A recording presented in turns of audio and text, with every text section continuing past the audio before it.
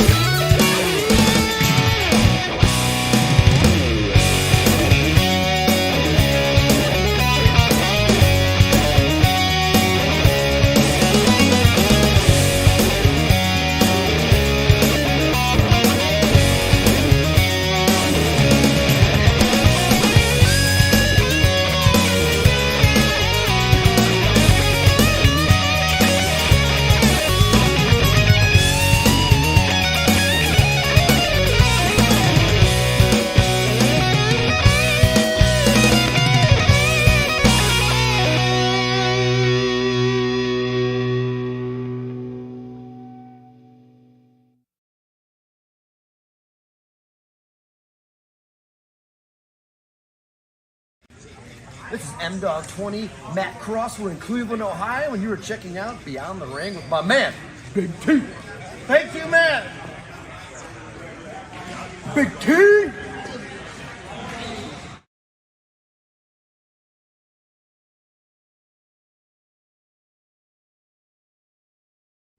Hello, this is EC3 of TNA Wrestling, and you are so very fortunate because you are watching Beyond the Ring with Big T.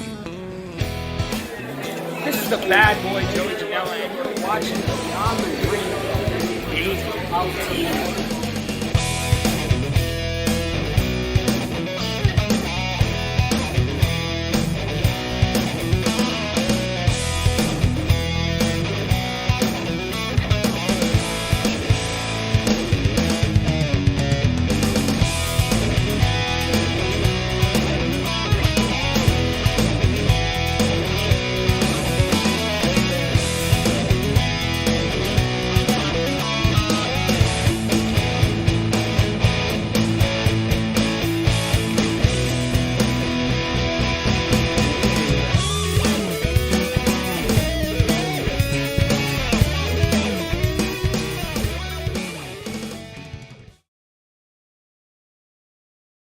Alright guys, how's it going?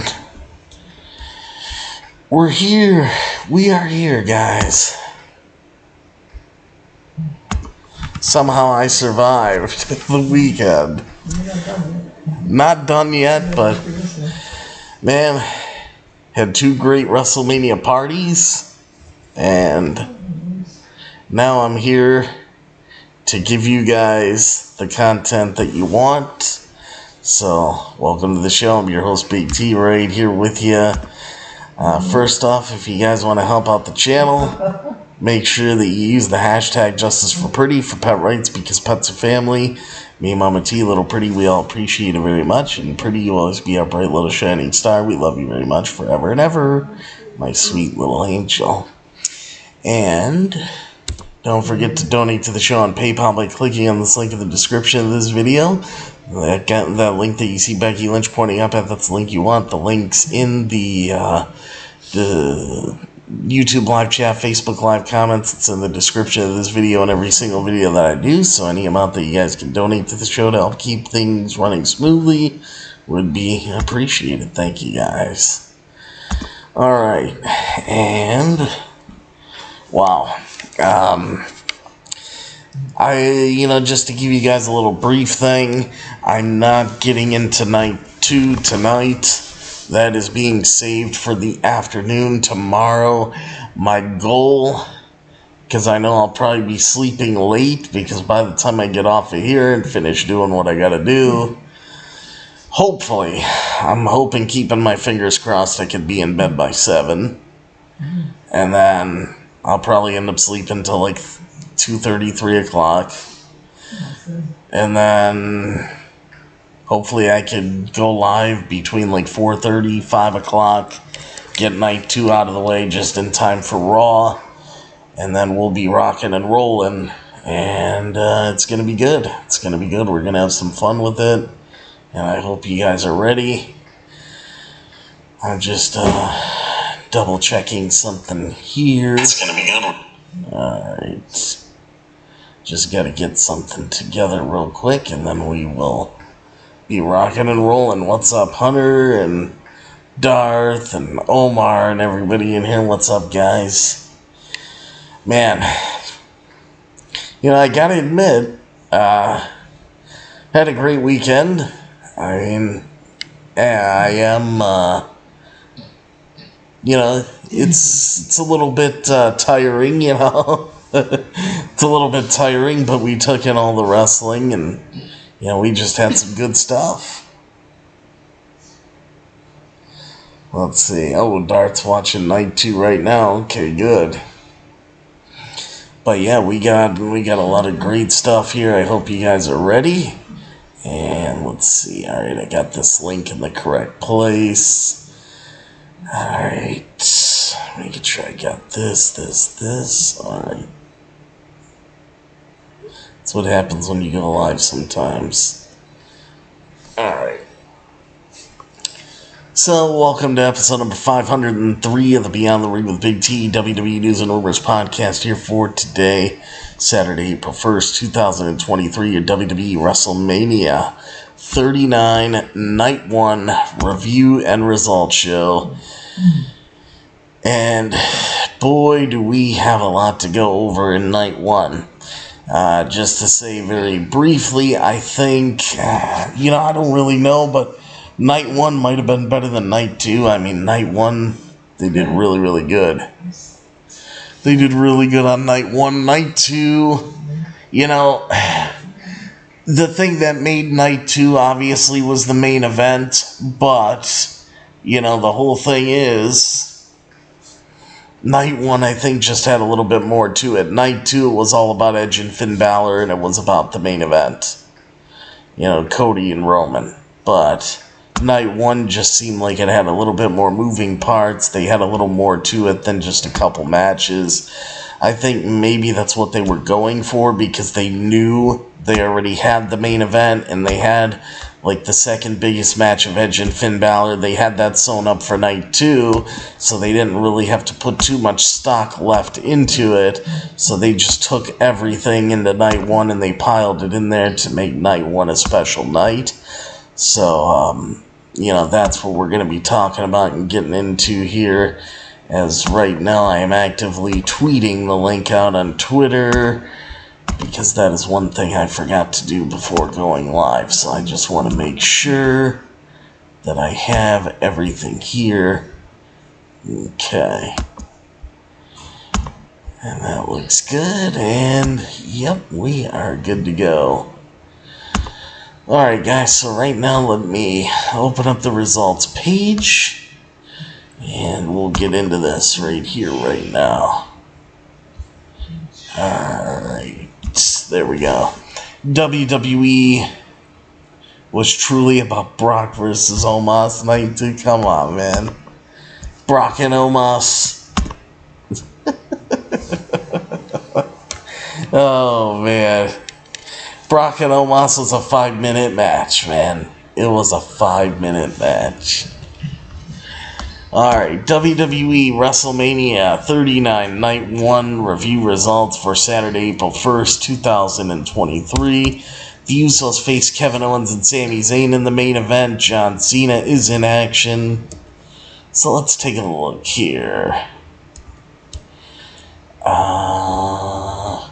Tonight we will see several major matches take place on the grandest stage of them all, with Sami Zayn and Kevin Owens having the opportunity to become the WWE Tag Team Champions, undisputed Tag Team Champions for the first time since joining the WWE. They will be challenging, let's see, they will be, where's the spot go? Hold on. They will be challenging the Usos, Jimmy and Jay, and as KO looks to take out his frustrations on the Usos, while Sami Zayn aims for revenge after the Usos chose to be in the bloodline over his friendship. Mysterio will also finally get his hands on his son Dominic Mysterio, who has been pushing his buttons and trying to get his father to fight him since Clash at the Castle when he turned on him and Edge. His fellow Judgment Day star Rhea Ripley will also be in action tonight as she challenges Charlotte Flair for the WWE SmackDown Women's Championship. And while John Cena tries to win the WWE United States Championship when he faces Austin Theory. So, Darth fuck Chelsea Green. Really, man. Oh my god. Chelsea Green, give me a break. Yeah, she needs to get fired. Simple as that. So we kick off WWE United States Championship match. Austin Theory, the WWE United States Champion, defending his WWE United States Championship against John Cena. So The Miz and WWE Hall of Famer Snoop Dogg open up tonight's WrestleMania, hyping up the show and what matches will be taking place. You know, the whole thing is, too, there was, I forgot who sang America the Beautiful and all that at the beginning, to be honest, and,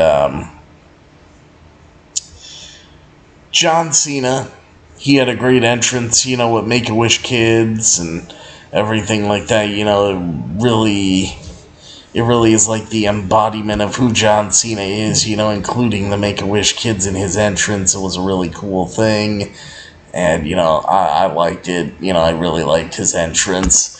But after that, John Cena wastes no time taking down Austin Theory with a big shoulder tackle, and he follows that up with another one, but Theory takes control by biting John Cena's ear.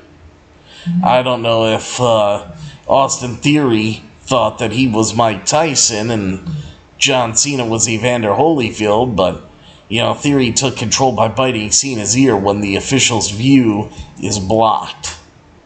As John Cena speaks to the referee, you know, Austin Theory comes from behind to attack him again, following it up with a suplex. Cena fires back with several punches, but he runs into an elbow in the corner, and Theory then rolls through and takes Cena out with a jumping blockbuster, which gains him a near fall.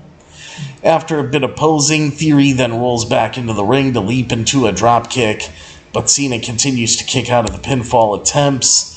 Theory tries the move again, and Cena swats it away, which leads to Cena locking in the STF.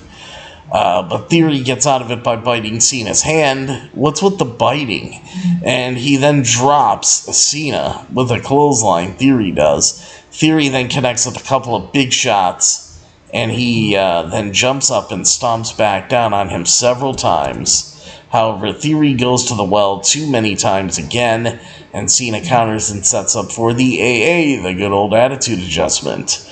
But Theory wriggles out of it and drops Cena with a DDT to regain dominance in the match. Theory misses with a splash in the corner. Both men then exchange blows in the middle of the ring until Theory locks in the sleeper hold, but Cena backs Theory into the corner and follows with his running shoulder tackles. Cena drops Theory into position and connects with the good old five-knuckle shuffle. But as he goes for the attitude adjustment, Theory's legs knock down the referee. Cena doesn't know it, and he locks in the STF, which leads to Theory tapping out. But there's nobody to count it to ring the bell to call a submission because the referee's down.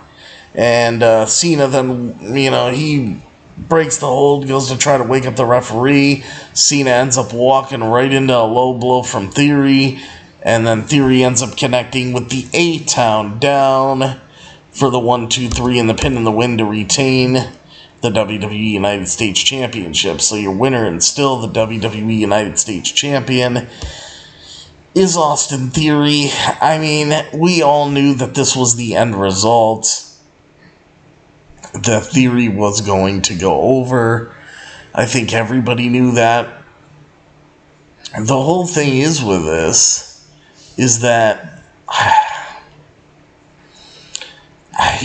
don't know. I just, they're putting so much stock into Theory. I don't know what it is. I can't really get behind Theory. I can't see him as a top guy. I don't know. I mean, there's so many people that can, but I don't know. I don't see that star quality about him. It's just, I don't know. It's, he doesn't, I don't gravitate to him. Theory is just not a guy that I gravitate to. I don't know if I ever will, but, we'll see how this goes, sometime down the line with him. But, the match was okay. It wasn't bad, but it wasn't the greatest, It only went 11 minutes. I thought that they might give this a little bit more time. They didn't really give it much time. And, Theory ended up winning and retaining the championship at the end of the day here. Alright, so right now, after the U.S. title match, we have the Viking Raiders. We have the four-way, men's tag team showcase match, or whatever it is. The Viking Raiders, Ivar and Eric with Valhalla in their corner, going up against Braun Strowman and Ricochet, and going up against the Street Profits, Montez Ford and Angelo Dawkins, and of course the other team involved, the Alpha Academy of Chad Gable and Otis. So Ricochet and Chad Gable start things out, which I was happy to see this, because the match that Gable and Ricochet had, a couple weeks ago on Raw or whenever it was, they had a nice little match. So I'm glad that these two started it off. I think it was a nice touch, because we know what these two guys can actually do in the ring together with one another. So I was very happy and very pleased to see Ricochet and Chad Gable start off this match, because they really do have good chemistry together. So they start things out as Gable slows the pace down. Gable slows the pace down with a kick to the gut. And Otis then comes in and simply runs through Ricochet. Gable comes back in and takes down Ricochet, but Gable shooshes Braun Strowman, and that leads to Ricochet leaping over Gable to tag in Strowman. But then everyone gets in and the brawl begins. The Viking Raiders take control with Ivar hitting a spinning heel kick, and they then lift Montez Ford as Ivar springboards to clothesline him, and then drop Ford with the Ragnarok. Now, however, while they pose, they end up being taken down by Strowman, who just runs through them. Gable comes back and tries to suplex Strowman, and while it doesn't work at first, he then hits a rolling German suplex into a bridge, which almost gets the win. However, he wildly misses with a frog splash as Dawkins tags in, but Ivar does the same, and he pushes Dawkins from the top rope, but then he misses with a moonsault. Strowman then heads to the top turnbuckle, and he hits a major frog splash to Ivar, but everybody breaks it up. Otis drops Strowman with a World's Strongest Slam, but Ford boots him down, only to be met with Alpha Academy and the Viking Raiders, who set up a huge electric chair, but Ricochet leaps from the top turnbuckle and crossbodies Ford, who is being suplexed at the same time. Strowman then heads out with the Express and starts charging through everyone in sight until Dawkins pounces and wipes him out. But Ricochet then springboards with a shooting star press to him and Eric. I thought that was great. Like that spot. Inside the ring, he aims for a moonsault, but Dawkins has... his knees up. And he holds him in position as Ford connects with the big frog splash, which allows Dawkins to roll him up for the 1-2-3 in the pin and the win. So your winners here are Montez Ford and Angelo Dawkins of the Street Profits, which now that means they're going to be the number one contenders for the undisputed WWE Tag Team Championships. So that's what we got to start off Monday Night Raw, to the second match of the night for WrestleMania. That was a good little showcase match. You don't need to have, all these big, all these big multi-man matches and all these big battle royals and everything just to try to squeeze everybody on the show. You put together a nice little showcase match like this with a tag title shot on the line, gives them something to fight for. You got four, of your top tag teams there in the men's division. So, it was a nice little thing to put together, and it got them TV time on WrestleMania. So everybody wins here, and it was a good match. And the Street Profits win. I I would have liked to see Braun Strowman and Ricochet get the win, to be honest. I like their team. I like what they do. They got some good chemistry there, but they went in the direction of the Street Profits. Alright, so we had a good little match there. Next up, Seth freaking Rollins goes one-on-one with Logan Paul. So, right now, Seth Rollins came out, with a conductor, conducting the crowd to sing Seth's song. And of course, everybody was going, doing the whole thing for Seth's song. So everybody was getting into that. I mean, they loved it. And, we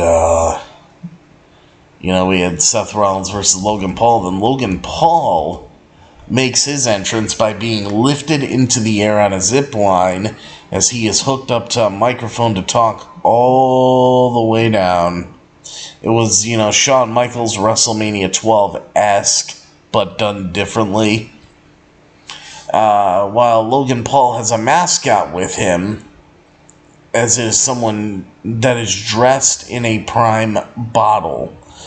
Prime is Logan Paul's, energy drink or whatever it is. And, he had his own mascot with him.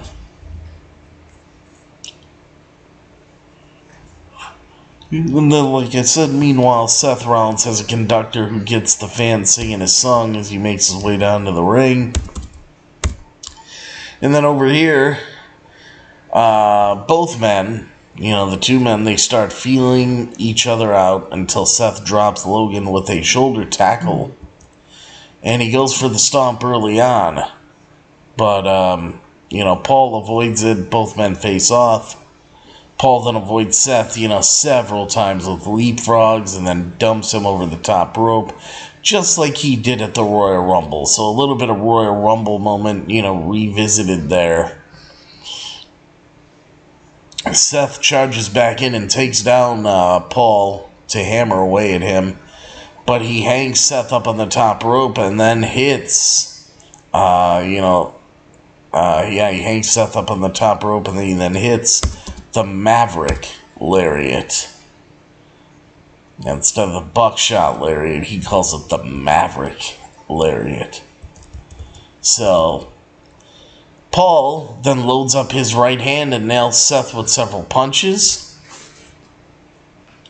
And Seth then misses with the splash in the corner, which leads to Paul hitting a springboard crossbody and then a standing moonsault, which gets him a near fall. Paul then hits a Russian leg sweep and locks in a seated octopus submission.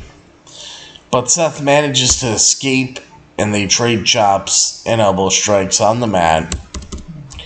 And Seth misses wildly with a punch, and it allows Paul to hit a gut wrench, as he then leaps directly to the top rope and hits a moonsault straight away, but Seth gets out of the way, and then he starts to build some momentum. Seth then dumps Paul out of the ring, and the fans sing his song, which he follows with a trio of suicide dives. Seth then stamps on Paul's hand, stomps on it, while it is on the steel ring steps, the steel stairs there. And then inside the ring,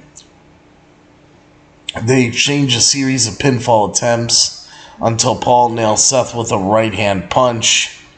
However, due to it hurting Logan Paul, Logan Paul doesn't get the cover straight away, and that allows Seth Rollins to kick out. So Seth counters Paul's next move with a powerbomb, and this time it is Paul having to kick out.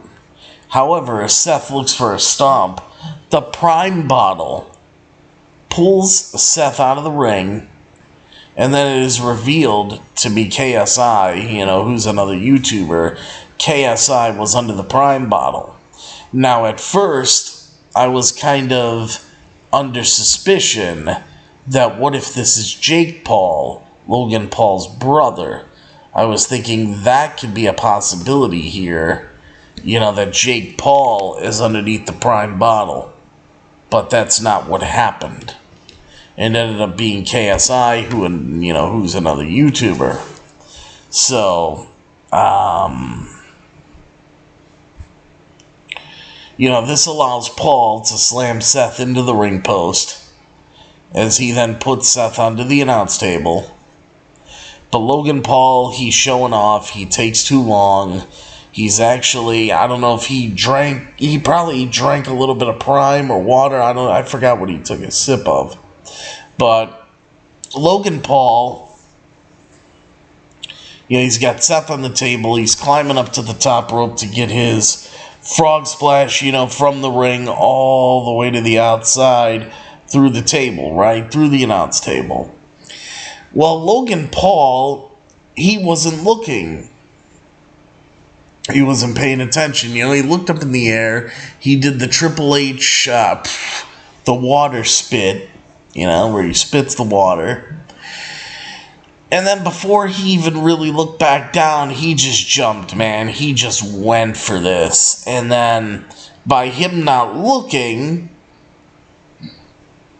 Logan Paul did not realize, because right here, Seth Rollins pulled KSI onto the announce table. So KSI was now laying on the table, and Logan Paul ends up frog splashing KSI through the announce table.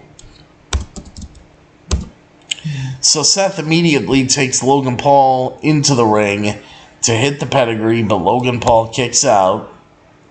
Seth Rollins then looks for another stomp. Logan Paul reverses it and hits the GTS, of all things, the go to sleep. And then Logan Paul follows that up with a beautiful looking frog splash in the ring. And this time it is Seth Rollins kicking out just in time. Logan Paul then heads to the top turnbuckle and looks to go coast to coast. But Seth Rollins catches Logan Paul in midair with a super kick, which he follows that up with the stomp. And that gets the 1, 2, 3 in the pin and the win. And your winner is indeed Seth freaking Rollins. So, Seth Rollins beats Logan Paul in a very competitive back and forth match. I think they did a great job with one another. I think they complemented each other very well in the ring. They did what they needed to do. Logan Paul, this was the last match, I believe, on his current contract. I don't know if this is going to be it for Logan Paul, or if he'll end up, signing another deal to do a few more matches with WWE. I don't really know, what that's looking like for him, or what Logan Paul's actually going to want to do. So, that's something we just got to kind of keep a watchful eye on. But I do got to say this, every match that Logan Paul has indeed been in has been a very entertaining matchup. I really like what they do, or what Logan Paul does in the ring. I look at what he does as a success. Logan Paul, he's... you can hate Logan Paul, you can love Logan Paul, but one thing you gotta admit is that Logan Paul is damn good in the ring, and he can entertain, when he's in that ring, and perform very well and deliver a fantastic matchup. Absolutely. So, yeah, this was great stuff. This was really, really great stuff. I had a lot of fun with it. Hopefully you guys did too. But yeah, this was a great match here between these two guys. Well done. Alright, so now, after this match, see, I'm not going fast tonight. I'm just kind of taking it chill and just going through with you guys and, seeing how we do. We're almost at the halfway point, so we're doing pretty good. And, yeah, so far so good with night one. Now we actually we turn the tables here to some women's action. We got Damage Control of Bayley, Dakota Kai, and Io Sky going up against Lita, Trish Stratus, and Bayley in 6-woman tag team match. First off here, before I even get into, the match itself, I don't know what it is, guys, but Lita has been, not the sharpest in the ring. Like, you notice when she does her Hurricane Rana, things are looking a little bit slower. I've noticed it's not that same, fluent motions, that Lita did have. She still performs well. She still performs well than a lot of women on the roster, no doubt. But, you can tell that, she's not what she once was, but she's still better. She's still better than, some of the women on that roster. So I just wanted to throw that out there. On the other hand, Trish still looks great in the ring. She looks like she hasn't missed a beat. She performed very well. And, Becky's just Becky. Damage Control, the only thing I can say about Damage Control is, we're going to read through this match, of course. But I hope that, how do I put this? I hope that Damage Control just splits. I hope this is the beginning of a split here. I really do. Because Damage Control has, it's outlived its shelf life. Without a doubt. You gotta admit that. But I do have a little bit of news before we full on get into this match. Logan Paul, since we just talked about Seth Rollins and Logan Paul reflects on his WrestleMania 39 loss to Seth Rollins and the expiration of his WWE contract. According to Paul Triple H Levesque and many members of the WWE Universe, the WrestleMania 39 Night 1 match between Logan Paul and Seth Rollins was fucking awesome. So after sharing the text he received from Levesque last night, Logan Paul spoke with WWE's backstage interviewer, Kathy Kelly, about the match itself, which saw a mix of high-flying action, hard-hitting offense, and of course Logan Paul's friend, English YouTuber and rapper KSI. Despite Logan Paul's added backup, Seth Rollins was the one who emerged victorious, delivering a mid-air superkick before following it up with his signature stomp to secure the pinfall. So, that's what we got. Now, though he lost the match, Logan Paul admitted that he felt fairly satisfied with his performance last night, which happened to also fall on his 28th birthday. Logan Paul says, and I quote, "I do not even care if I lost." Logan Paul says, "At one point, I thought this was the worst birthday ever.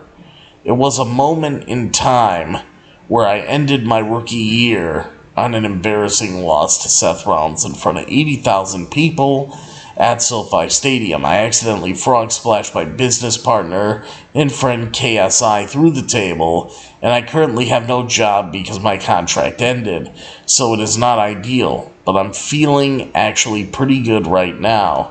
As Logan Paul alluded to, his contract with WWE has officially come to an end. Right now it is unknown if either party has initiated negotiations to potentially re-sign Logan Paul. While his WWE future is uncertain, Logan Paul did reveal where he would be headed next. Logan Paul says, and I quote, "I am going to Dave & Buster's." He said, "I love Dave & Buster's. My power card is full of points. I'm saving up for a drone." So it looks like Logan Paul maybe went out last night and got himself a little bit of Dave & Buster's. And let me see if I can get back up here because Seth Rollins had a response to Logan Paul here. Let's see. Seth Rollins begrudgingly respects Logan Paul after their WrestleMania 39 match. So, at this point here, let's see.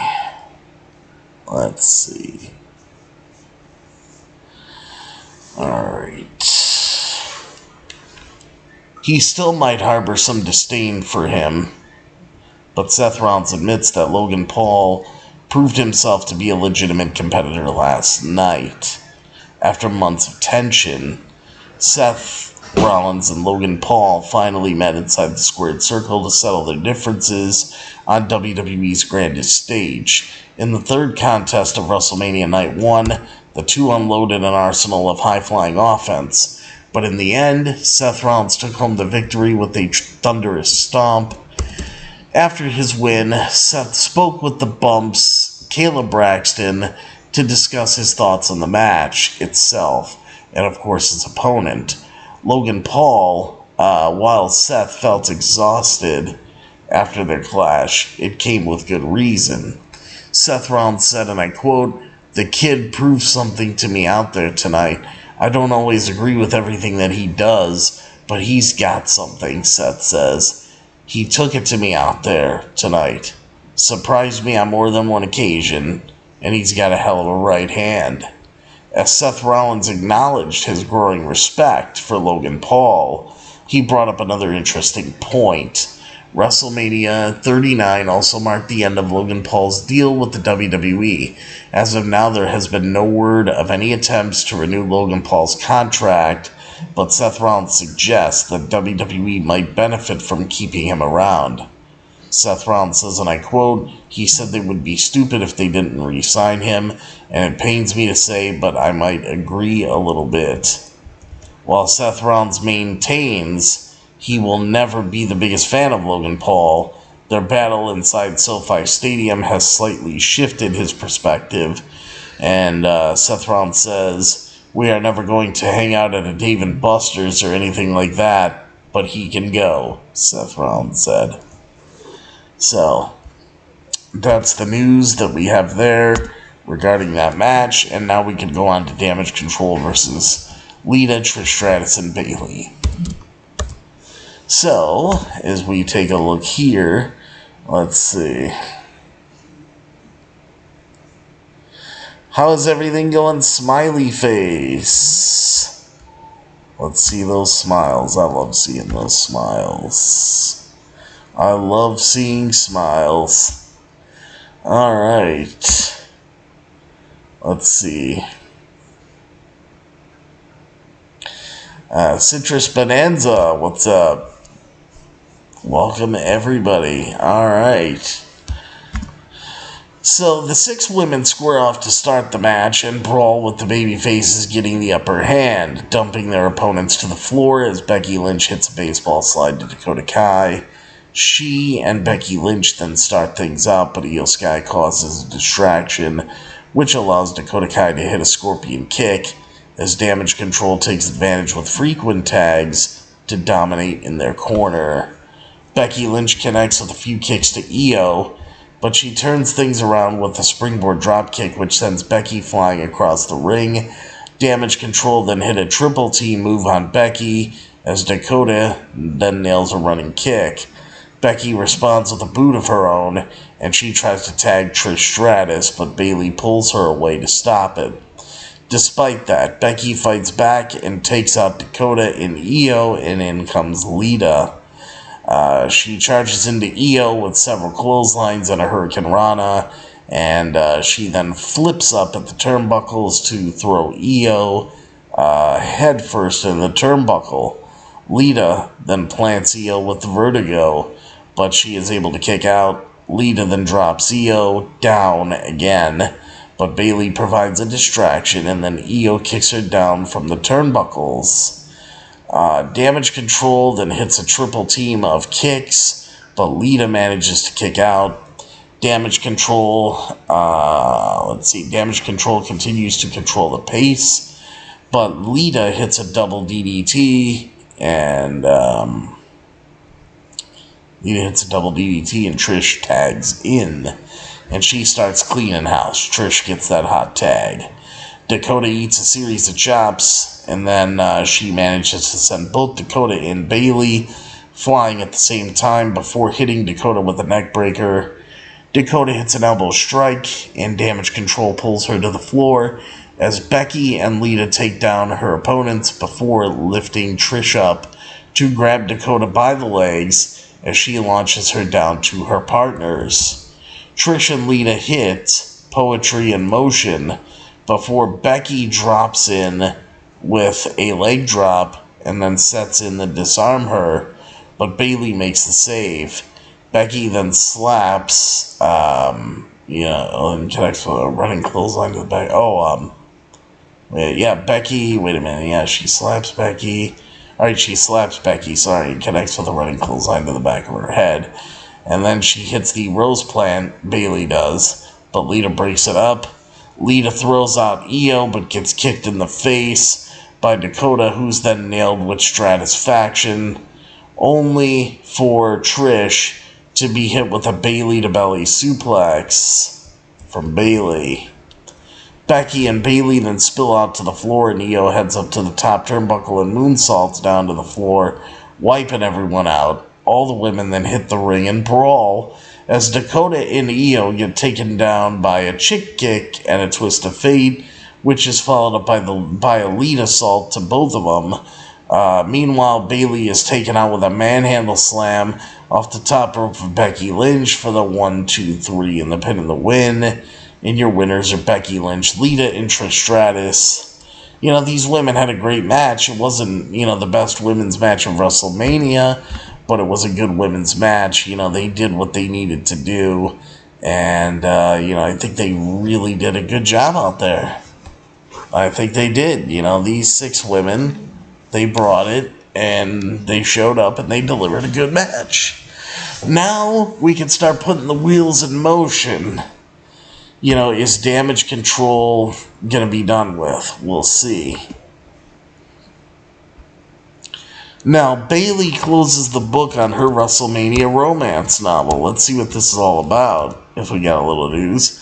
Bayley has spent the past several weeks comparing her WWE WrestleMania journey to a romance novel on social media, as last night's match marked her first appearance at WrestleMania in quite some time. Following Damage Control's loss to Becky Lynch, Trish Stratus, and Lita at WrestleMania 39, however, the love story appears to be over. Bayley took to Twitter on Sunday and seemingly bid farewell to WWE, but as is often the case with sports entertainers on social media, the tweet was shrouded in mystery and ambiguity, and sometimes the most romantic love story comes to an end.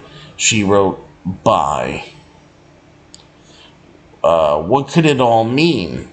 Is Bayley referring to the end of her current storyline? Or is she referring to the end of Damage Control? Or is this something bigger? Is she messing with everyone?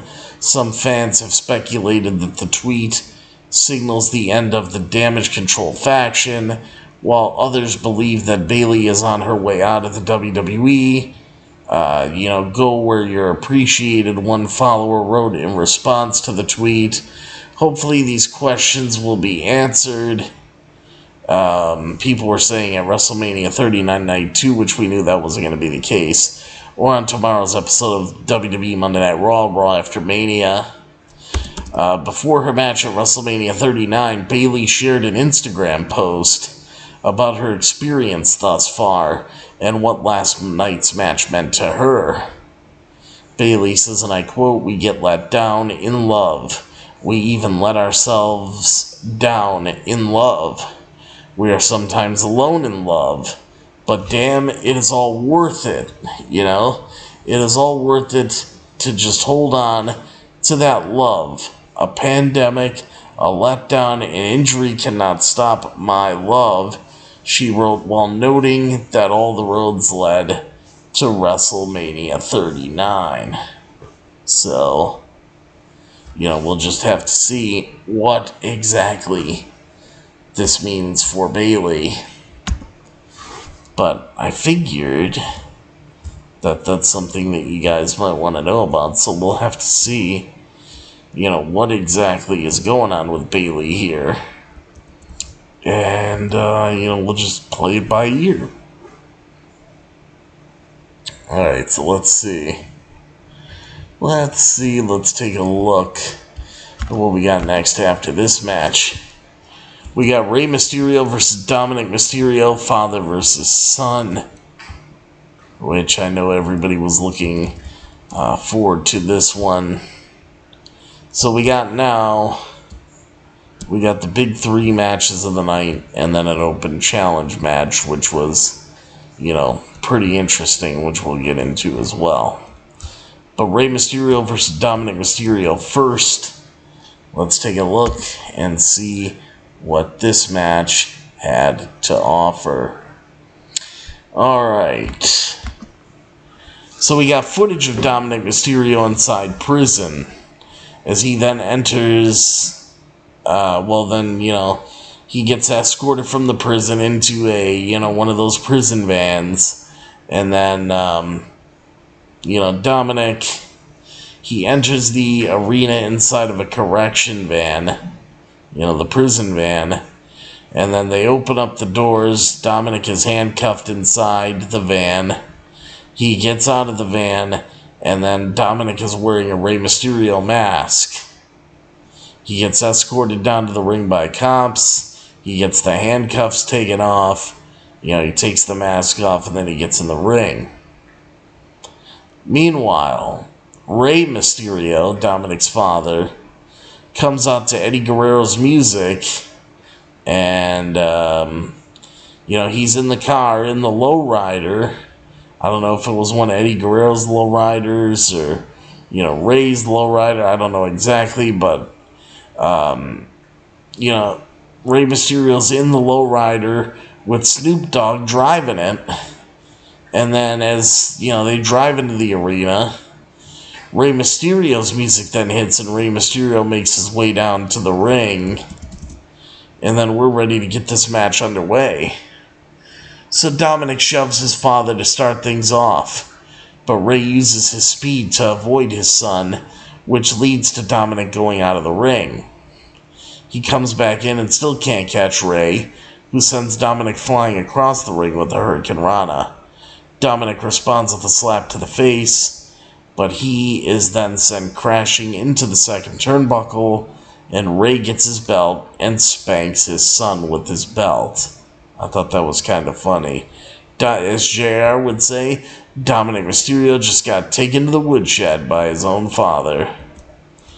Dominic then goes and he talks trash to his mother and his sister that are sitting at ringside, and then Dominic grabs his sister's drink, which I believe had to be water. It looked like it, but he grabbed his sister's drink, and then Dominic ended up throwing her drink right in her face, and a good part of it went in her mouth, and she had to spit it out. I noticed that. Then Rey Mysterio comes over, and Dominic Mysterio takes advantage, launching Rey Mysterio into the ring post. Back inside the ring, Dominic takes control, stretching out his father, Rey, and he follows it up with a deep arm drag and a Michinoku driver. He then hangs Rey onto the top rope and yanks him out in front of his mother, but Angie Mysterio, Dominic's mother, slaps Dominic in the face, and that allows Rey to push Dominic into the ring post here. And we go back inside the ring. Rey hits a springboard crossbody, which gets a near fall, as he then plants Dominic down once again.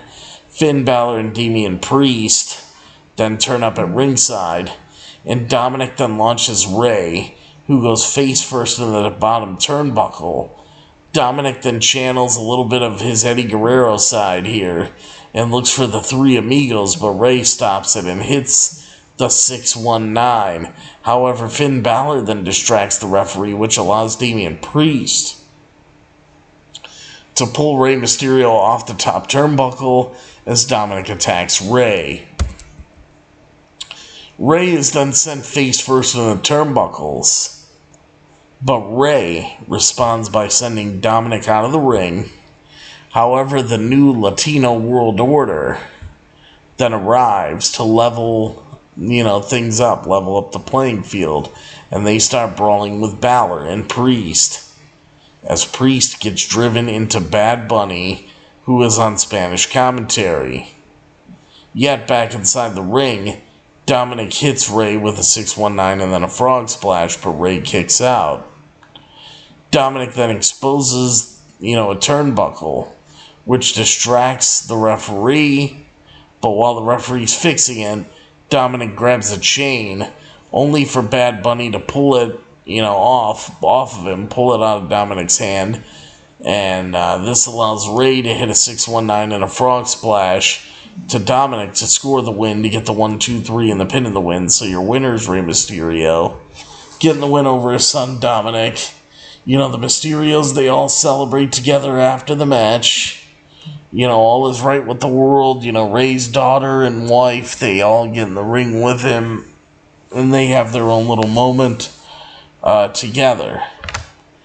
Now, one thing that I was looking at here closely, and I don't know if anybody else noticed this, but I surely did. Bad Bunny getting involved and, pulling the chain out of Dominic's hand, it's kind of making me think, are we going to get Dominic Mysterio versus Bad Bunny at Backlash? Reason why I asked that is Backlash is in Puerto Rico, Bad Bunny's home country, and not only that, Bad Bunny's going to be the host of Backlash, and I'm wondering if he's even going to get physically involved and have a match in front of his home country of Puerto Rico. That's very possible that Bad Bunny could have a match. And they have, the story here already to where they could work this with Dominic and Bad Bunny. They could very easily do this. But will they do this? I don't know. That's something that we have to see. But, I think it's possible to get Dominic Mysterio versus Bad Bunny at Backlash on May 6th. So we'll see. But yeah, it was good. It was a good match between father and son. I enjoyed what I saw. I don't know if you guys enjoyed what you saw, but I thought this was good. And, it was just, it was something, fun. I liked it a lot. Thank you, Omar Big T, for president. Hey. Thank you. Alright, so now, we had that match, which I thought, was very, very good. They had great chemistry together, and, let's see. I'm looking here. I am looking here to see what we got next. What do we got next after this awesome match? Alright, well, we do have this. And this was a good match. This was, a nice back and forth. It was the best women's match of the weekend. Rhea Ripley really, really put together, a great one here. And all her hard work paid off, and she's now, a main star in the women's division. We had a match for the WWE SmackDown Women's Championship. We got the WWE SmackDown Women's Champion, Charlotte Flair, defending her WWE SmackDown Women's Championship against Rhea Ripley. So Dominic's mommy is going for championship gold. Dominic did not have the WrestleMania that he was hoping to have, And, you know, the whole thing is here that, I'm surprised. I'm really surprised that, that Ray actually won. I did not expect him to, but, you know, he did. He did. Let's see. What's up, Will Raleigh Sport? Hello from UK. Lisa, hey. Kisses to you as well. How you doing? Always good to see Lisa here. Always good. Alright, so let's get into Rhea Ripley, Charlotte Flair. Rhea Ripley gets the best of Charlotte Flair to start with a big shoulder tackle. But Charlotte responds with one of her own before clotheslining Rhea out of the ring. Charlotte then hits a big boot and a crossbody from the top turnbuckle, following it up with an enziguri in the corner. However, Rhea responds by dropping Charlotte headfirst. Dropping Charlotte headfirst onto the top turnbuckle as she then stomps away on Charlotte. Charlotte fires back with some stiff forearms, but Rhea shuts that down by launching Charlotte into the turnbuckle, as Rhea then nails a couple of big forearm strikes to the spine, which eventually drops Charlotte to her knees. Rhea then connects with a release German suplex, but Charlotte then fires back with a spinning back elbow before bouncing Rhea across her leg and then into the turnbuckle, which she follows with several clotheslines. Charlotte then hammers down her classic chops to Rhea in the corner as she then focuses on chopping down the legs of Rhea. So Charlotte is already trying to soften things up here for, the figure eight. That's obviously what Charlotte is going for. She's going for this right now. Well, she's trying to weaken the legs already. So, we know that's what's coming. And, let's see.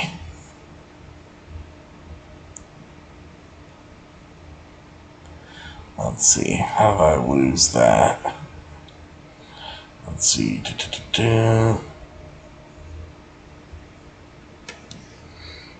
Where did they go? Let's see. Here, focus a lot. Alright, chopping down the legs of Rhea. Charlotte heads to the top rope and hits a crossbody, but Rhea rolls through and powers her up. But Charlotte counters the riptide into a DDT, which gets a near fall. So that gets a near fall. They quickly get back to action and have the same idea of hitting big boots, which leads to them both dropping down to the mat, as the two then go back and forth with strikes. But Charlotte comes out on top with a fallaway slam, and then she heads to the top turnbuckle, but Rhea immediately meets her there and throws Charlotte across the ring as she plants face first, but Charlotte kicks out. Charlotte responds with a chop block and a natural selection, but Rhea then rolls out and she avoids Charlotte's charge as Charlotte, as Charlotte hits the natural selection, but Rhea then rolls out and she avoids Charlotte's charge. Wait a minute. Charlotte slams her into the stairs before being planted face first onto the mat. Yet again, Charlotte kicks out of that. Charlotte then German suplexes Rhea. That was interesting, though, when Charlotte responded with a chop block and the natural selection. Rhea rolled out to avoid that, which was smart by her, but as we were. Charlotte charges, Charlotte slams into the steel steps before being planted face first on the mat. Yet again, Charlotte kicks out. Charlotte then German suplexes Rhea, but as she goes for another, Rhea responds with several elbows, and Rhea suplexes Charlotte, who lands face first to the mat, as she responds straight away with a big boot, but it isn't enough to get the win, so she hits another that sends Rhea to the floor. Charlotte then heads up to the top turnbuckle to connect with a moonsault to the outside, But in the ring, Charlotte can't set in the figure 4 as she then aims for a spear. But Rhea moves and Charlotte almost collides with the referee, but turns around into a headbutt and the riptide, yet Charlotte kicks out. Rhea then puts the cloverleaf on Charlotte, but she grabs the ropes and then responds with a spear, and this time it is Rhea kicking out. The women then go back and forth with big forearm strikes and punches, but Charlotte drops Rhea with a big boot, yet as she grabs the ropes before the figure 4 can be set properly. Charlotte then sends Rhea into the ring post as they climb. They then climb to the second turnbuckle, but Rhea slams her face first onto the ring post, and Rhea then climbs to the top rope, and then she hits a riptide off the top rope on Charlotte Flair, going right into the cover for the 1, 2, 3 and the pin of the win. Your winner and new WWE SmackDown Women's Champion is Rhea Ripley. Rhea Ripley having her moment. Charlotte, sitting outside the ring after the match, you could tell she kind of had a smile on her face, proud of the work that she did. And, they really did put on a great match with this. It was enjoyable. It was very, very good. And, this was awesome. This was awesome. So, yeah, great stuff here. And Rhea Ripley talks about WWE WrestleMania 39 victory. Rhea Ripley says, "I want my name etched in the history books forever." Saturday night, Rhea Ripley defeated Charlotte Flair on night 1 of WWE WrestleMania 39, beginning her first reign as the WWE SmackDown Women's Champion. Speaking to the media after the show, Rhea described the victory as extremely satisfying, not least because her last WrestleMania match against Charlotte happened in 2020 at a time when the world was shut down. But there was another reason the win was satisfying to Rhea. The fact that she is now the only woman in history to have held the Raw, SmackDown, NXT, and NXT UK Women's Championships, as well as the WWE Women's Tag Team Championships. And Rhea Ripley says, "I am here to make history," she says. Growing up in Adelaide, South Australia, I always got told that my dream of coming to the WWE would probably not happen.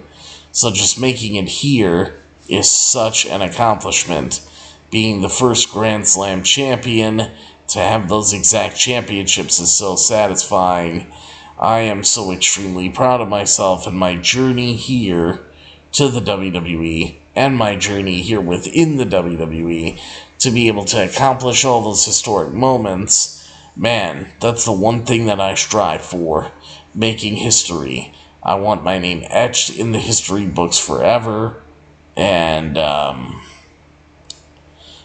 want my name etched in the history books forever, and I've gone and done that. Technically, Rhea Ripley is the 5th Women's Grand Slam champion, following Bayley, Asuka, Sasha Banks, who is now the IWGP Women's Champion, Mercedes Moné, and Charlotte Flair herself. However, none of those women ever held the NXT UK Women's title, which was unified with the domestic NXT Women's Championship at the Worlds Collide event in 2022. There's no word as of yet on whether WWE will consider Rhea Ripley's accomplishments a step up from the other 4, but if she wants to call herself the first true Grand Slam champion, we are not going to tell her otherwise. So that is what we got on Rhea Ripley after that awesome match. I mean, because it really was. It was a great match. So I was, I was very, very happy with that. And Rhea Ripley getting the win, we'll see what happens with her. All the damage that Vince McMahon did to her over time. Now she's finally, hopefully, going to get brought back, to prominence. And, we'll see what happens. So, yeah, there you go, guys. Alright. So, Rhea Ripley wins. She's your brand new WWE SmackDown Women's Champion. Next up, The Miz has an open challenge. But first, Austin Theory is interviewed backstage by Byron Saxton. Austin Theory, who says he has proven who he is because he beat John Cena, blah, blah, blah. So there you go.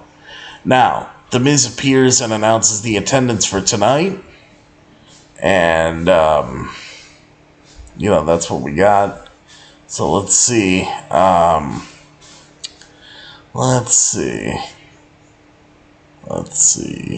The Miz announces the attendance for tonight, and Snoop Dogg says the only thing that would be better than that is if The Miz had a match tonight. Miz agrees, and he posted an open challenge everywhere on social media, and nobody responded.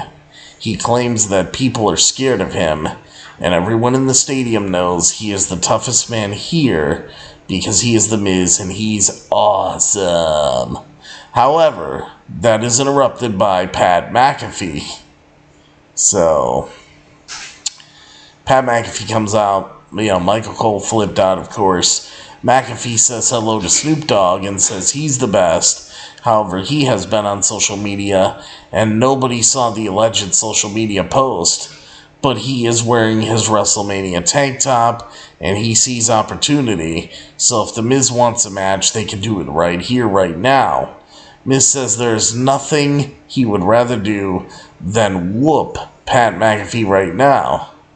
But The Miz says he can't make matches official. However, McAfee says Miz's tiny balls are showing, and Snoop Dogg says he can make it happen, and Snoop Dogg announces the match. So the match is then made official as Snoop Dogg says he will be right back, and McAfee starts unloading on The Miz. McAfee drops The Miz with a spine buster. Both men head to the top turnbuckle, and Miz pushes him off, but McAfee flips and lands on his feet. And as The Miz dives back to him, he is hit with the super kick in midair. Miz then shoves George Kittle at ringside, who is the tight end for the San Francisco 49ers. Big mistake by The Miz here because George Kittle jumps over the rail and he nails The Miz with a huge clothesline. There wasn't a disqualification here, which I was surprised, but also glad that there wasn't a disqualification. McAfee then heads up to the top rope, and McAfee launches himself off the top rope to take out The Miz on the floor. Back inside the ring, McAfee hits a beautiful punt kick right to the face of The Miz for the 1-2-3 and the pin and the win, and your winner is Pat McAfee, getting his own WrestleMania moment here, in this match. And McAfee is now 2-1 at WrestleMania. If you guys remember last year, WrestleMania 38, Pat McAfee's WrestleMania debut, he beat Austin Theory in a match, but then he lost to Vince McMahon in a match, and then now he beats The Miz in a match at WrestleMania 39. So, there you go. And for your viewing pleasure here on Beyond the Ring with Big T, big thank you to Mr. Green of EJ's Imaging for making Beyond the Ring with Big T look great here. Look at this red carpet. The red carpet layout. And we're about to get to the main event that is featured here to where, it's themed into this whole red carpet layout. How great is that? Alright, guys, so we got some good stuff here. And that was a nice little match, with Pat McAfee and The Miz to, kind of fill up time here. And I actually laughed and I enjoyed, seeing The Miz get his ass beat. I did enjoy it, I will say that. I laughed out loud, it gave me some good moments there, so very enjoyable. I liked it. I did enjoy that a lot. So now let me take a look here. Was there any other news or stories that came out about this? Let's see. And I do not see. Let's see. Let's see. Yeah, I do not see anything. But what I do see here, because we got one more match left, and that's obviously the main event of the evening for WWE WrestleMania 39 Night 1. And that is the tag team match here, guys. That is the tag team match for the undisputed WWE Tag Team Championships. We have Jimmy and Jay the Usos, the undisputed WWE Tag Team Champions, defending their undisputed WWE Tag Team Championships against Kevin Owens and Sami Zayn. Now, there's a story here, because this is the main event, and rightfully so, it should have been the main event. Triple H explains how he decided WWE WrestleMania Night 1 main event. So let's get into this before we talk about the match itself and see how we arrived at this decision. While there was little doubt about what would headline WrestleMania Sunday, it remained a mystery what would go on last on Saturday, right up until showtime.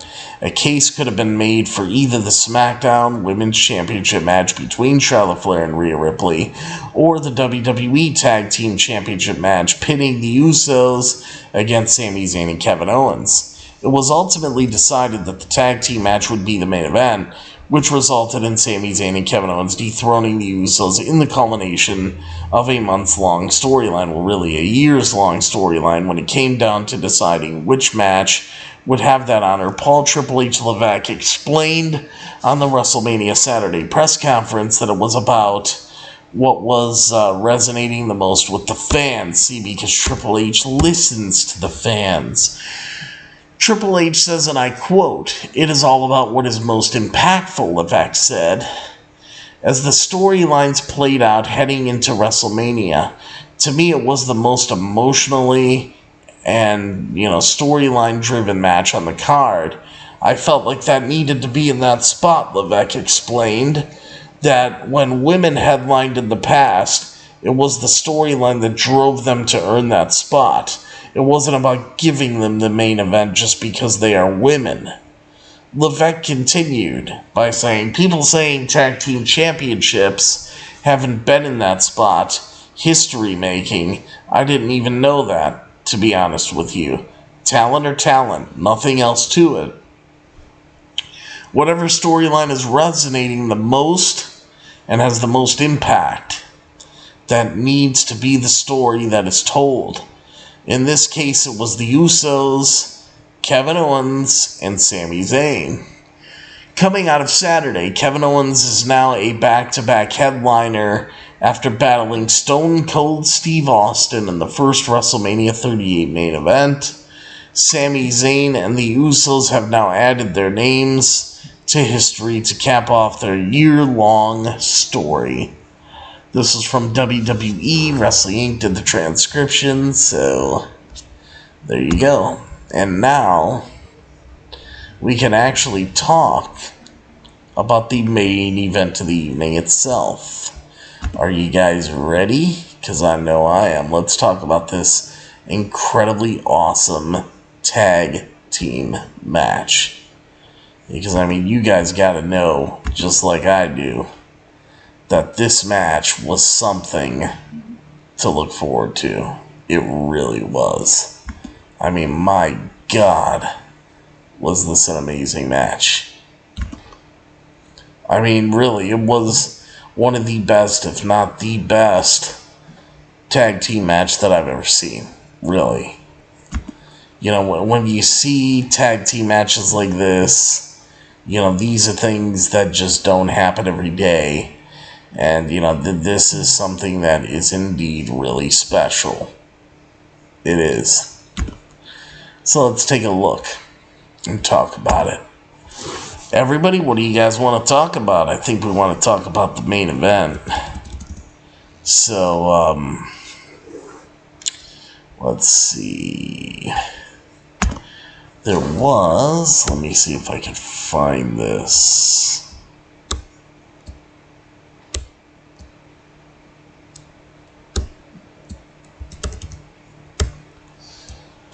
Alright, Kevin Owens and Sami Zayn They had, a regular entrance. The Usos, they came down to the ring, actually rapper Little Uzi Vert, sang them out to the ring and whatnot. And then we started off this match. Jimmy Uso tells his brother Jey Uso to handle Sami Zayn. And Jimmy tags out, and he tags Jey Uso in. So Jey Uso steps into the ring with Sami Zayn, and both men lock up. But Sami Zayn takes down his former friend Jey Uso and begins beating him down. Jimmy then makes a blind tag and pulls down the rope that sends Sami to the floor and outside the ring. Jimmy nails a clothesline before launching him into the ring post. Jey then tags back in and launches himself outside the ring with a suicide dive. Jey suplexes Sami on the floor, and inside the ring, the Usos control Sami as Jimmy nails Kevin Owens with a right hand for added measure. Sami Zayn manages to fight back though, sending Jey to the floor, and he gets the tag as KO then heads to the top turnbuckle to cannonball to the floor, wiping out both of the Usos. He follows with clotheslines for both of them, and then a frog splash from the ring apron to Jimmy Uso on the floor. Back inside the ring, KO hits another frog splash, this time to Jey, but he is able to kick out. Jey regains control with a neck breaker, but KO fights back from the top turnbuckle, only for his swanton bomb to be met with Jey's knees, and as soon as he lands, Jimmy connects with an Uso splash, but KO kicks out. Jimmy tries to pay tribute to, Jimmy tries to pay tribute to his father, but KO moves and super kicks him, which allows him to cannonball Jimmy, because, the Usos' father's Rikishi. Now, however, Jey Uso then stops him from hitting a top turnbuckle move, yet Sami grabs Jey, and it's a brainbuster onto the ring apron, which is the hardest part of the ring, as you guys know. I'm like, wow. And KO nails the swanton bomb, but Jimmy kicks out. Sami then tags in and raises the one to hit an Uso splash himself. But yet again, Jimmy kicks out of it. Jimmy super kicks KO from the apron, but gets hit with the Blue Thunder Bomb. Yet Sami doesn't see the blind tag, and Jey super kicks him right in the face. And the Usos then nail several super kicks to Sami, including one at the same time. Yet KO breaks up the pinfall only to be attacked himself. The Usos then hit another tandem super kick, which gets a near fall. They then look for a 1D, but KO pulls Jimmy out of the ring as Sami almost gets the win via a roll-up. KO then gets double-teamed on the announce table, and together they left and slammed KO through the table. Back inside the ring, the Usos hit the 1D, and for the first time in history, Sami Zayn kicks out of the double team finisher, the 1D. Jey then just slaps and attacks Sami in the corner of the ring as he asks why won't he quit? Or, why he won't quit and give up. And then he hits a haluva kick, but out of nowhere, Sami then nails an exploder, launching Jey into the corner. KO tags in and hits both the Usos with Papa Power Bombs, while Sami then hits Jimmy with a haluva kick, and KO drops Jey with a stunner, but he kicks out. These four men face off inside the ring, and an all-out brawl begins, with KO taking out both men with super kicks. However, the Usos respond with some of their own, and Sami then eats some as well, as the Usos then climb to the top turnbuckles and hit stereo Uso splashes, but KO kicks out of that. If you notice, Jey kind of missed his splash and botched that. His knees kind of went into the mat mostly. I caught that. It was just a little bit of a thing to pick apart, but, still nice nonetheless. But KO kicked out of it. The Usos then hit another double super kick, and they then set KO up to the top turnbuckle, but Sami pulls Jimmy out of the ring as KO launches Jay to the mat, and Sami tags in and stares down Jay Uso before delivering a big haluva kick, and then another big haluva kick. KO then takes out Jimmy with a stunner, and then Sami hits a third big haluva kick to Jay, and we get the 1, 2, 3 and the pin and the win, and we have new undisputed WWE Tag Team Champions.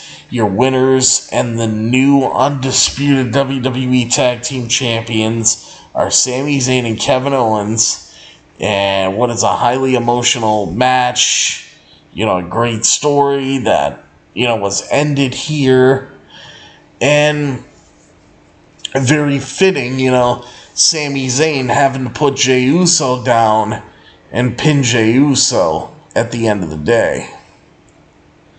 So, that was pretty big, but that's how this all wrapped up, and it was really amazing. It really was one of those things that was amazing.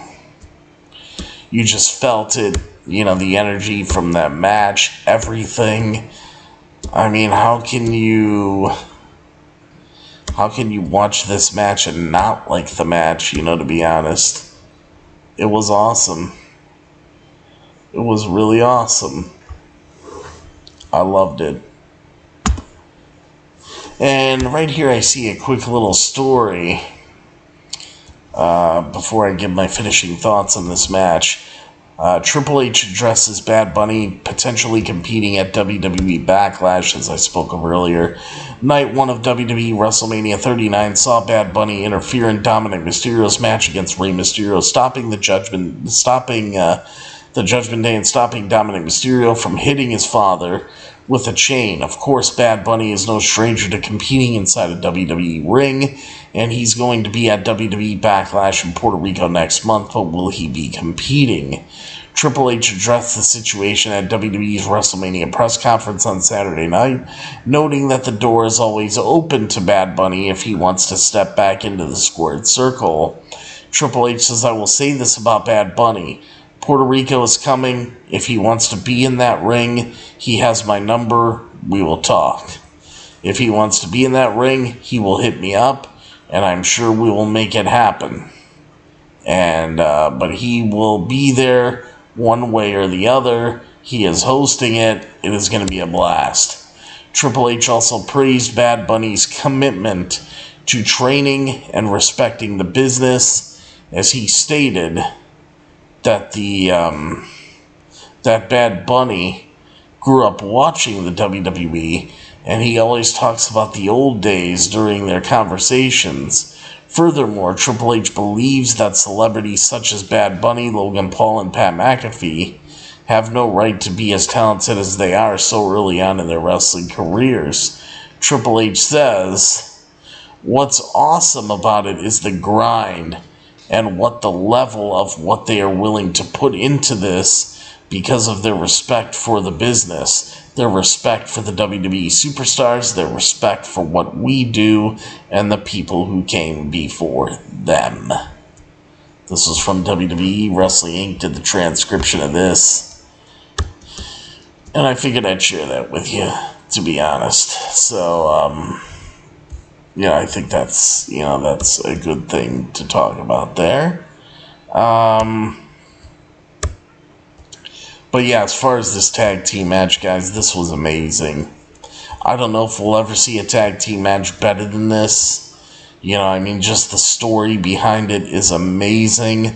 The match that they had in the ring, the story that was told in the ring,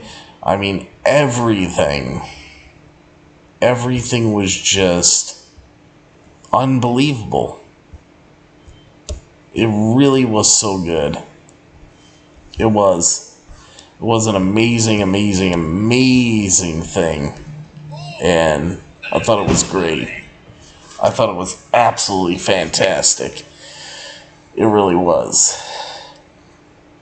So yeah, I loved it, guys. I loved it. And I got a couple stories about Sami Zayn and Kevin Owens.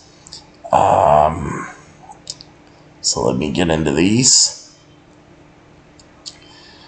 Let's see.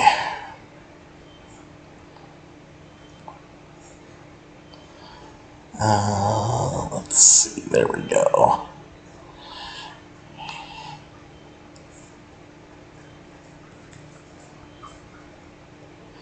Alright, there's the story I need.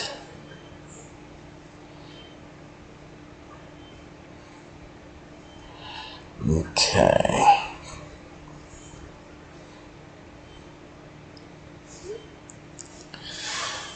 Alright, guys. Oh! Well, first off here, let's take a look at what Sami Zayn had to say about this whole Bloodline storyline. Let's see, Lisa says, tonight's rating, night 1, gets a 9. Love it, Lisa, and I love that you put all these drinks for your rating. You put 9 drinks. I like it. I like it. Alright, so Sami Zayn compares WWE's Bloodline storyline to The Sopranos. WWE WrestleMania 39 Night 1 capped off in a major way when Sami Zayn and Kevin Owens defeated the Usos to win the undisputed WWE Tag Team Championships. It was a historical moment that saw the tag team titles headlining WrestleMania for the first time, while also serving as the culmination of a near year-long storyline involving Sami Zayn and the Usos. During the WrestleMania Saturday press conference, Sami Zayn reflected on how special it has been to participate in a long-term storyline, as he recalled there being Hall of Fame talent that never had the opportunity to work a story like they did, with the amount of depth and level of performances. One of the things that I take a lot of pride in with this story over the past year is that I do think it transcended the classical kind of wrestling storyline for sure, Sami Zayn says. I actually think, because of its effectiveness, I think it could be a glimpse of what storylines going forward, if not achieve, will at least aspire to, in my opinion. Sami Zayn added, much like you saw with television, how it kind of evolved to the golden age of television in the 2000s with HBO and things like that, and more complex and layered characters. So to do this story, if I may be so bold as to offer a comparison, it is almost like The Sopranos. It is to WWE what The Sopranos was to television. If I may be so bold to make that comparison, the bold claim may not be far off, as WWE announcer Michael Cole previously said the Bloodline story was worthy of an Emmy, an award The Sopranos won 21 times during its 6-season run. And this was from WWE, and Wrestling Inc. did the transcription of that. So you see how great this whole thing was. Now, as far as what Kevin Owens and Sami Zayn had to say, about their big win here, let's touch on this. Let's also touch on this, because this is something that you guys definitely want to hear. Kevin Owens calls the Usos underappreciated, and he hopes that he and Sami Zayn made Jay Briscoe proud. So following their undisputed WWE Tag Team Championship victory over the Usos in the main event of WrestleMania 39, Kevin Owens and Sami Zayn brought their newly won titles to the post-show press conference to speak to the assembled wrestling media. During the press conference, Kevin Owens took the time to shout out some of the people who helped himself and Sami Zayn, who have been associated with one another for the entirety of their 20-year careers. Let's see, get to where they are today, including the independent promotion Pro Wrestling Guerrilla, known as PWG, and its longtime promoter Super Dragon. But even after all the talking was done, Kevin Owens couldn't leave without giving two prominent tag teams their laurels. Kevin Owens says, and I quote, "Before I go, two things," KO says. "The Usos, even though everybody loves them, everybody appreciates them. They are underappreciated. They are the best, unbelievable. I don't have enough good words for them. And also, I said PWG helped us get here. Super Dragon helped us get here. There's two other guys that really helped us get here. Their names are Mark and Jay Briscoe. We lost Jay recently. I really hope we made him proud tonight.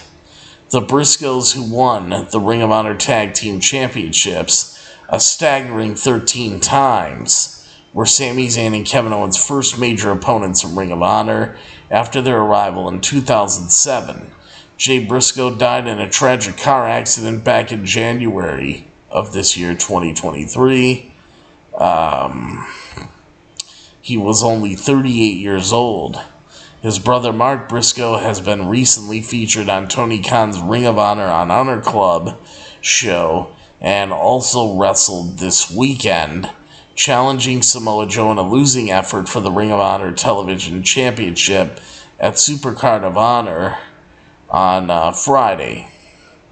The match he dedicated to Jay. The Usos, meanwhile, remain the longest reigning tag team champions in WWE history, with their historic run culminating tonight after 622 days. Amazing. And I got one more story here with Sami Zayn. What did Sami Zayn have to say? Well, we'll talk about what Sami Zayn had to say. Let's see. Lisa, thank you.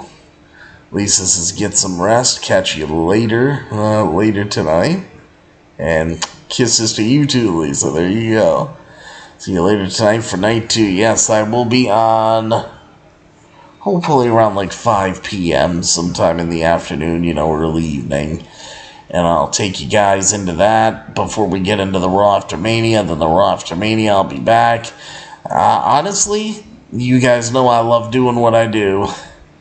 But I would much rather be there in person, to experience this, of course. And I will be happy once tomorrow's over and I can get back to regularly scheduled programming. And then the next time I got to worry about a busy weekend like this is when the end of May, Memorial Day weekend, when they're going to have the King and Queen of the Ring tournament on Saturday and then Double or Nothing on Sunday. And it's like, why do they do this on Memorial Day and Labor Day? I don't understand it. Why they started this with wrestling. WWE's got to have a big event. AEW's got to have a big event. And then you got to go back and forth with both of them. And it's like, oh my God. But at least I don't have to worry about that for another 2 months. Thankfully. So we'll be back to regularly scheduled programming. And then Friday, just to give you guys a heads up on Friday, I know we're going to have SmackDown, Rampage, and AEW's having Battle of the Belts 6. I'll probably do SmackDown and Rampage and Battle of the Belts. I'll do it at a later date because I don't think I'm going to pull a triple header on Friday night. Well, it depends on if I'm doing something. I might do SmackDown and Rampage on Saturday. And then, Battle of the Belts will just come at a later time. Maybe like that upcoming Tuesday or Wednesday before Dynamite. I'll figure something out, with what I can do for it. But, we'll see. And thank you, Lisa. Always a pleasure. Hashtag Justice for Pretty. Thank you for that, Lisa. You're awesome. I love the emojis. I love them. Thank you. Oh, man. Alright, guys. Do I look tired yet? Alright. Sami Zayn. Sami Zayn says, not a lot of people get 2 WrestleManias in 6 weeks, but I did. Back in February, Sami Zayn main evented the WWE Elimination Chamber in his hometown of Montreal, Quebec, Canada, in a WWE Undisputed Universal Championship match, and a title match against undisputed WWE Universal Champion Roman Reigns. While Sami Zayn was unsuccessful in his bid to dethrone Roman Reigns, he referred to the event as his personal WrestleMania. Fast forward to Saturday, April 1st, and Sami Zayn is one half of the undisputed WWE Tag Team Champions, having defeated the Usos alongside Kevin Owens in the main event of WrestleMania 39. Sami Zayn says, "I feel very lucky because not a lot of people get 2 WrestleManias in 6 weeks, but I did." Sami says when asked in the post-show press conference how he felt about the victory in Los Angeles as opposed to the loss in Montreal. Sami says, "I do not tend to put things in a hierarchy of importance. This is more valuable because it was on a bigger platform, so therefore it is higher on the totem pole of worth or whatever. The metrics that I use are like creative satisfaction, and what I was able to create that night, and what I created that night was magical. What I was able to be a part of was magical." It was magical. What I was able to be a part of was magical. And what I was able to create along with these guys and be a part of tonight was also magical. It is apples and oranges, but they are both delicious. I am just lucky to be eating so much delicious fruit. That last line may have caused Kevin Owens to groan in disgust, but it is clear that Sami Zayn has a unique perspective on his creative accomplishments. The ability to equally cherish a variety of main event matches is also a skill that is likely coming in handy for Sami Zayn these days. He has now been in the main event or prominently involved in the main event of the last 4 WWE Premium Live events. So, there you go, folks. There you go. And there was one story that I saw back here. Let me get into this last story, and then we will start to wrap it up. Because I really gotta get some rest going into tomorrow so I don't completely burn out here. Oh man. Alright. Let's see.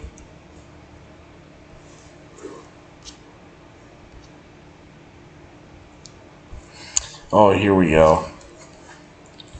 As far as the celebrities at WrestleMania, rapper Lil Uzi Vert, he brought the Usos to the ring at WWE WrestleMania. Rapper Lil Uzi Vert performed live, his hit single Just Wanna Rock as part of the Usos WrestleMania 39 entrance. Back in February, Lil Uzi Vert's Just Wanna Rock was #1 on Billboard's Hot Rap Songs, and for 23 weeks it was on the Billboard Hot 100, peaking at number 10. After the performance, Hit Rose Top Dollar shared a photo via Twitter with the multi-Grammy nominated rapper backstage. While the Usos did get a special entrance for their tag title match, Jimmy and Jey Uso ended up losing the undisputed WWE Tag Team titles to Sami Zayn and Kevin Owens. And this is the first time that Sami Zayn and Kevin Owens have held the WWE Tag Team titles together in their WWE careers. Now, Lil Uzi Vert wasn't the only singer to appear during Night 1 of WrestleMania 39, as Becky G kicked off the event with America the Beautiful, and Snoop Dogg hosted the event along with The Miz. The WWE Celebrity Hall of Famer Snoop Dogg, he was also part of WWE Hall of Famer Rey Mysterio's entrance, which was a nod to the late great Eddie Guerrero. YouTuber and rapper KSI tried to help his friend and business partner Logan Paul in his match against Seth freaking Rollins, which did not end well for him, as he ended up going through the commentary table while Bad Bunny was on commentary at the Spanish announce table, and also helped Rey Mysterio in his match against his son, Dominic Mysterio. So, yeah, that's what we had for all of that. And the last story, folks. The very last story that I have is this one. What do you guys think about this? Vince McMahon. Vince McMahon, folks, was reportedly supervising night 1 of WrestleMania, of WWE WrestleMania 39, but Triple H was in charge. Going into the first night of WWE WrestleMania 39, we knew Vince McMahon would be in attendance. Now, thanks to PW Insider, we know more about what exactly he was doing. Early in the evening, PWI reported in its elite section that Vince McMahon had his own office backstage, right next to the gorilla position. According to the report, Vince McMahon wasn't just there in a social capacity, as he had been for a recent episode of WWE Monday Night Raw. PWI noted that Vince McMahon was supervising the show and was asking questions and providing feedback via headset. So it's like, oh God, Vince McMahon, well, what is he doing, you know?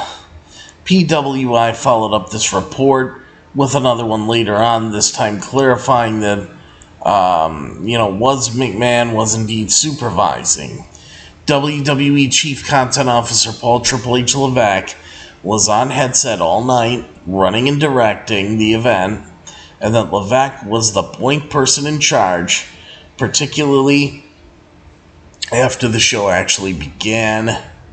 And Vince McMahon, who is WWE's majority shareholder and has been running the company for nearly 40 years, announced his retirement last summer in the wake of allegations surrounding alleged hush money payments intended to cover up potential charges of sexual abuse, a departure that saw Levesque step into his current role. Vince McMahon has since returned to his former position of executive chairman of WWE's board of directors and signed a new employment contract with the company on Friday. So, oh God, the day before WrestleMania, speculation has run rampant on whether or not Vince McMahon has also been contributing to WWE programming creatively, as he has for his entire career. So, yeah, I don't like the sound of that, you know. Vince McMahon, we don't need Vince McMahon in charge in any capacity, so, you know, please let that not be a case. You know? Don't let that be the case. Please. Just no. Just no. We don't need that. Alright, guys. Wow. You know, what an amazing night 1 of WrestleMania. I enjoyed it. I had a lot of fun with it. And man, you know, I just wish I was there. I do. I really do. If there's one thing I could wish for, it would be that. But hey, you know, we had a great show, and I'm glad that you guys actually, you know, came in here and tuned in with me, you know, to talk about everything. But you guys know, still got one more night to go of this. And, you know, I just want to let you guys know as well, you know, everything that you guys see here on the layout.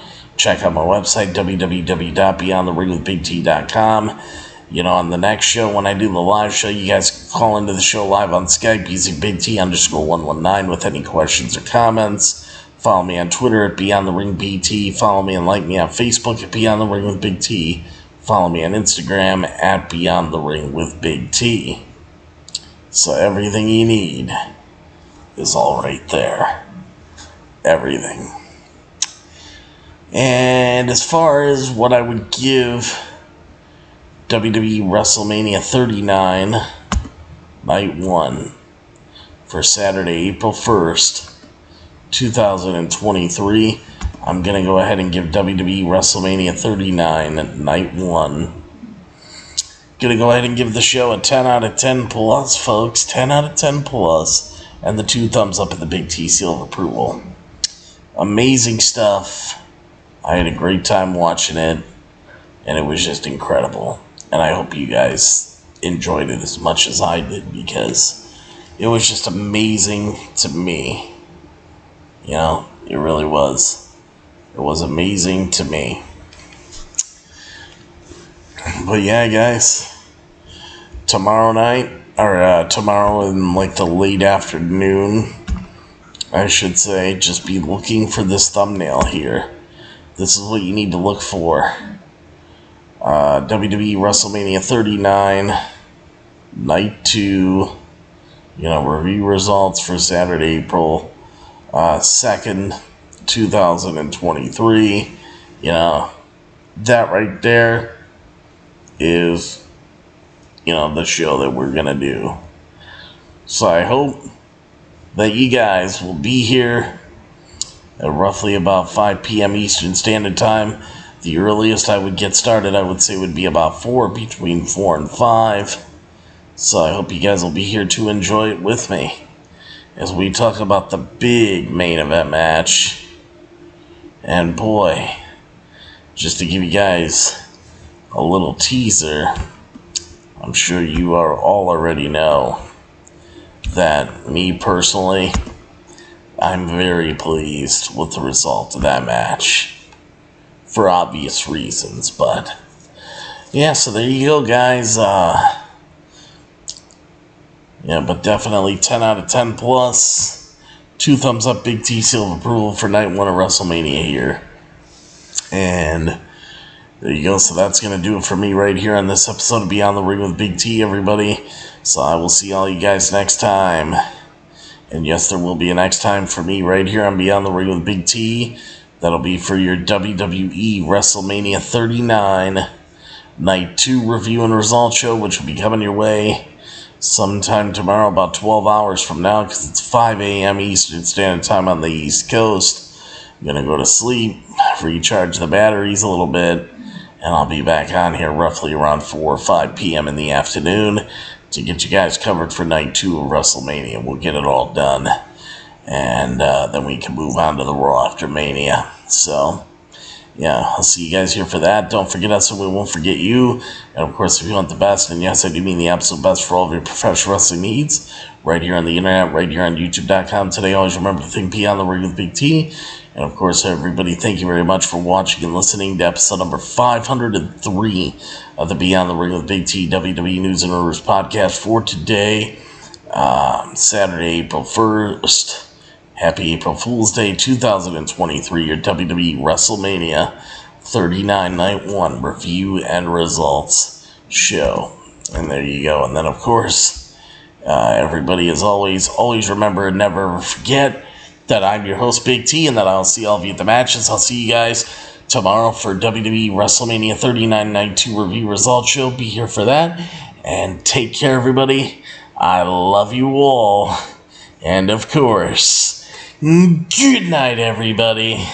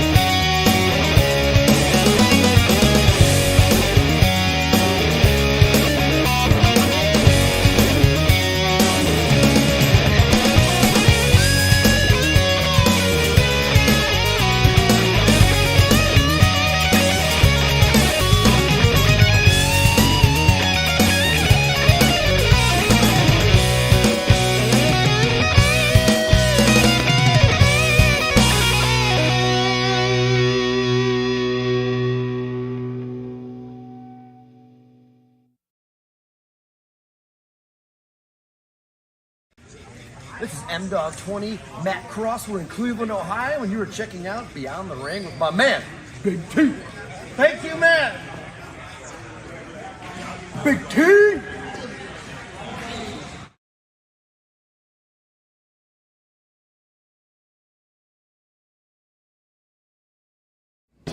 Hello, this is EC3 of TNA Wrestling, and you are so very fortunate because you are watching Beyond the Ring with Big T. This is the bad boy Joey Janela, and you're watching Beyond the Ring. Big T.